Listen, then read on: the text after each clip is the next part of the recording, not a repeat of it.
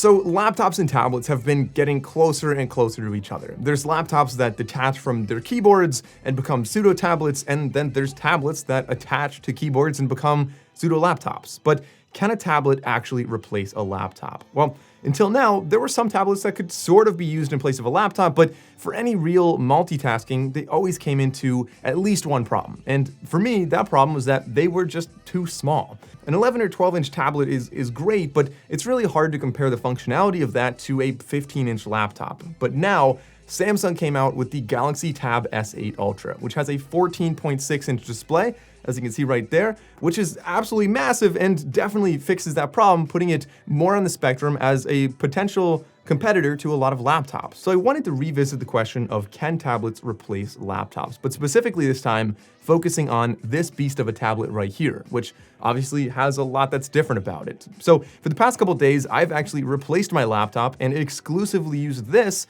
for most everyday items. So there's a lot to talk about here. Honestly, it did a really good job, but there are some things that it did better than a laptop and some things that it definitely fell short with.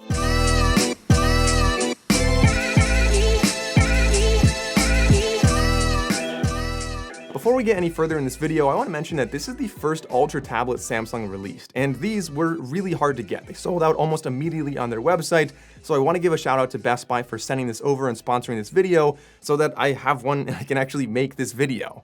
Now, you might be wondering why you would want to replace your laptop with a tablet. And one of the big reasons is that not only is this thing larger and more capable than a lot of other tablets out there, but it's also, tablets are getting more expensive. The original iPad was about $350. You can still buy it for that. And it's great as a secondary device. But once you start paying over $1,000, well, you better hope that it's going to be capable of doing what your laptop does. And so when you're looking at that budget, a lot of people want to choose, do I get a laptop or do I get a tablet? And so that was my reason for making this video. But before we talk about the pros and cons and which one I liked better, I want to talk about this device in general, just kind of a quick little rundown of what we're dealing with here. Like I said, on the front, we have a 14.6-inch display, and being made by Samsung, I mean, you can bet it's a fantastic display. 120 Hertz, all the stacked specs, Super AMOLED, it has HDR10+, it's very bright, really vibrant, like all around, just a really solid display. On the back of this, you can see we have our two cameras here as well, which is one of the big benefits you don't have on a laptop.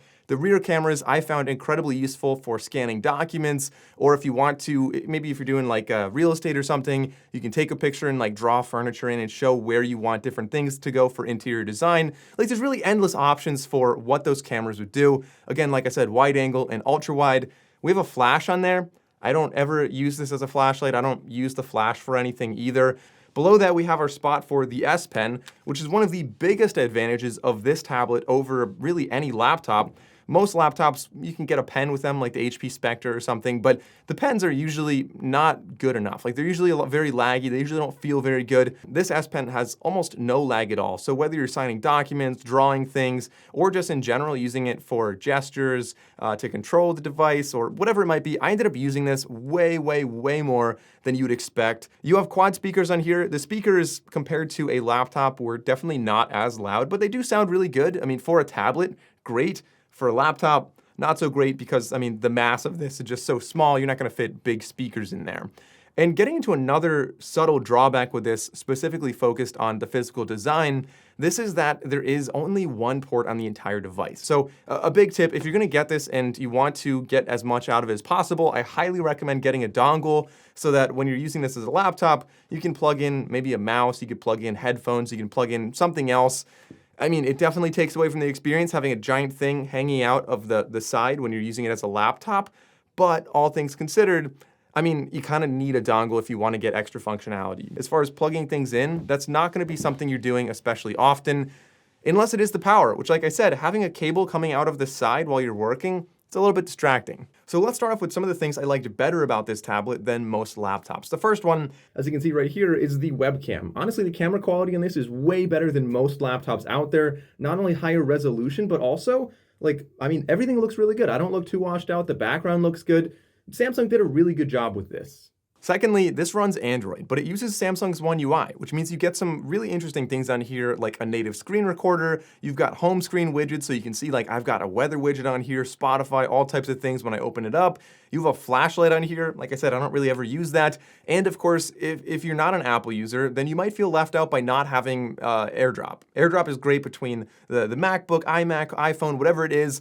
Well, on this, being that it runs Android, you have Nearby Share, and it works really well between this and any Android device out there. So I mentioned Best Buy sent over this tablet here. Special thanks to Best Buy for sponsoring this video. As many of you know, as a tech reviewer, I end up buying a lot of the stuff I review, and Best Buy has been my go-to for a lot of things, from their deals page, which has tons of different deals for different sales you can see for every day. Obviously, as time goes on, a lot of these products are still fantastic products, but they go down in price, and Best Buy has some incredible deals. I always have a link to the deals page in all of my videos. You guys can check that out down in the description. But this right here, the Galaxy Tab S8 Ultra, is on sale on Best Buy's website. And so if you go and order it right now, you actually get a $100 Best Buy gift card just for buying it. You can trade in another device. You can choose how much storage, how much RAM you want on there, and you can choose if you want to pick it up in store or have it shipped to you for free. It's one of the best ways, in my opinion, to go about buying this. Like I said, Samsung has been really weird about ordering from their website lately.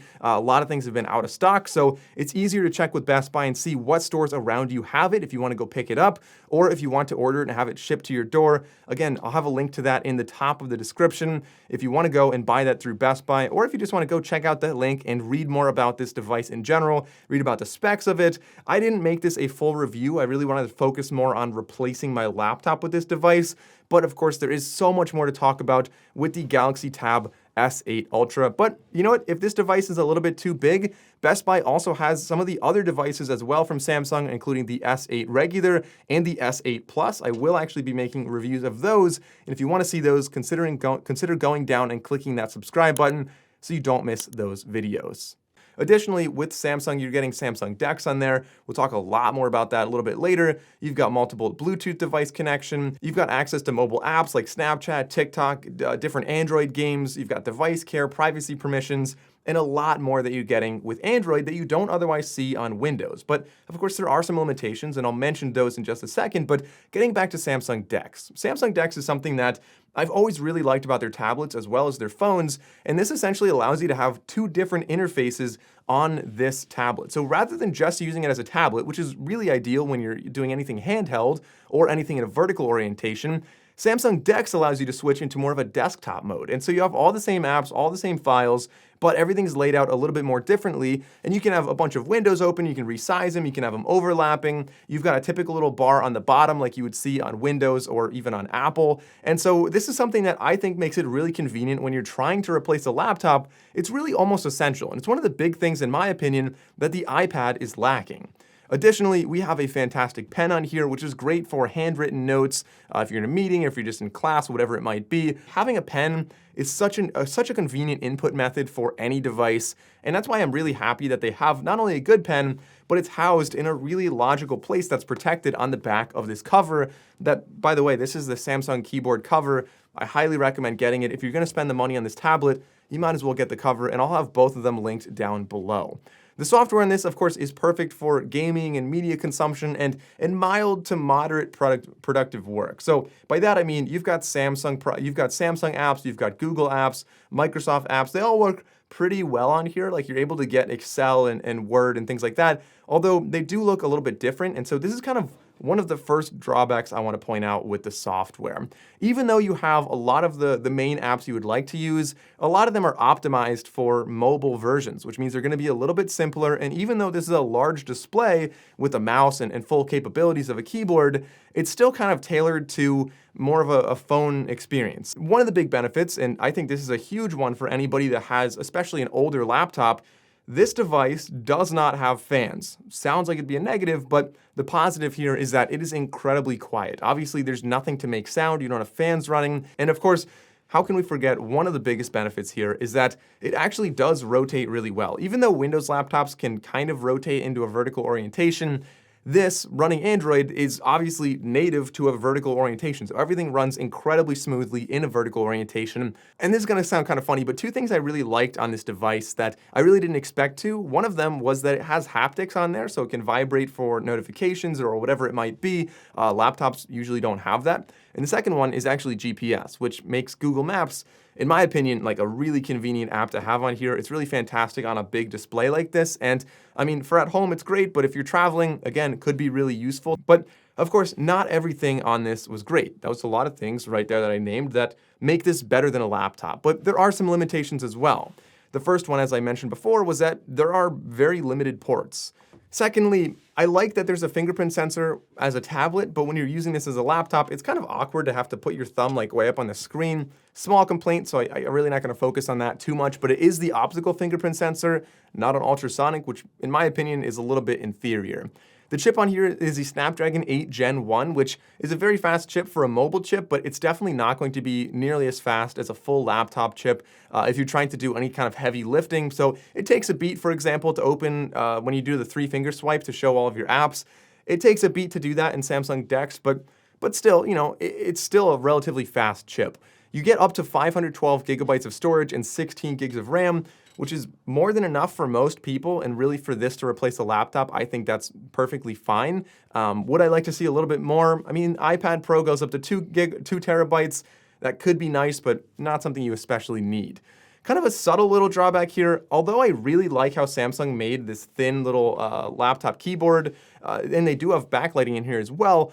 It does have the drawback of being a little bit less sturdy. Although it is, you know, on most flat surfaces, it feels pretty nice. It's not too mushy in my opinion, but if you're using this actually on your lap, it's a little bit of a different story. It's a little bit of a kind of flexible keyboard, moves around a bit, and additionally, having this little flap on the back right there, it's not the most convenient thing to use on your lap. So if you're sitting around just doing work on the couch, it's not my favorite way to work.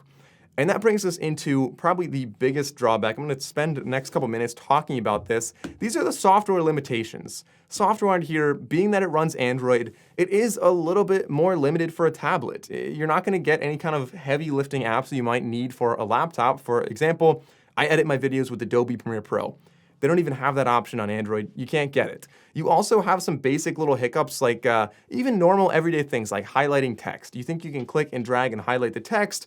Well, it's Android, so you have to double tap and it shows up as the 2 little markers and you drag them to the beginning and the end. Additionally, everything runs in mobile mode. Although Google, Samsung, and Microsoft apps work really well and they translate well to DeX, there are a lot of apps that just don't ever go into a horizontal mode. Most apps that you would use for this are already optimized, but again, like I said, some are just not. I know it sounds like I'm really ragging on this device and I really don't like it as a laptop, but keep in mind, I'm covering as many drawbacks as possible. In general, and I'm going to talk about this later on, I really do like this as a laptop replacement. But you have to be aware that there are going to be not only apps that don't work well, but also some apps that you just can't get at all. So if you use Signal as a messenger, you can get it on your phone, you can get it on your laptop, you cannot get it on your tablet. Because it kind of has this weird hybrid of trying to be a laptop, but using a mobile chip, you get this interesting mix where not everything's going to work as you want. And one last example here, and I promise I'll move on from software, is Google Chrome. Google Chrome, it's nice, it works, but by default, not only does it show you the mobile version of every website, so quick little tip, I recommend going to settings and going down to desktop version of every site. That really makes it easier, but you also cannot get Chrome extensions, or at least not right now. So the device itself is amazing from a physical perspective. It's very portable, it's bright, fantastic display, great battery life, great keyboard, comes with a pen. There's a lot to really like about it. And some tablets make sense to have as a secondary device, as I said before. For example, the original iPad, now they're on like the 9th generation, but you know what I mean, the regular iPad. It's like $350, but this right here is selling for over $1,000, which it's a beast of a tablet, and I think it's worth the price when you're really getting down to it.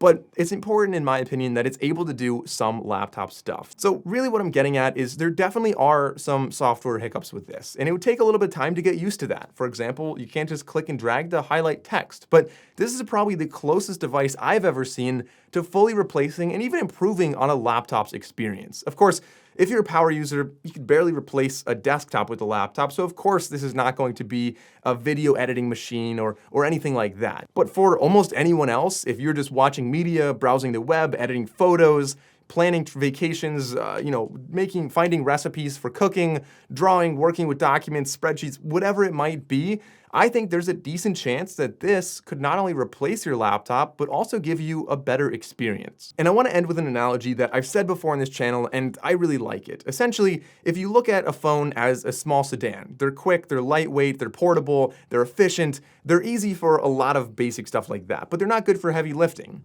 And a laptop would be more like a pickup truck. It's great for utility and doing work and more functional stuff.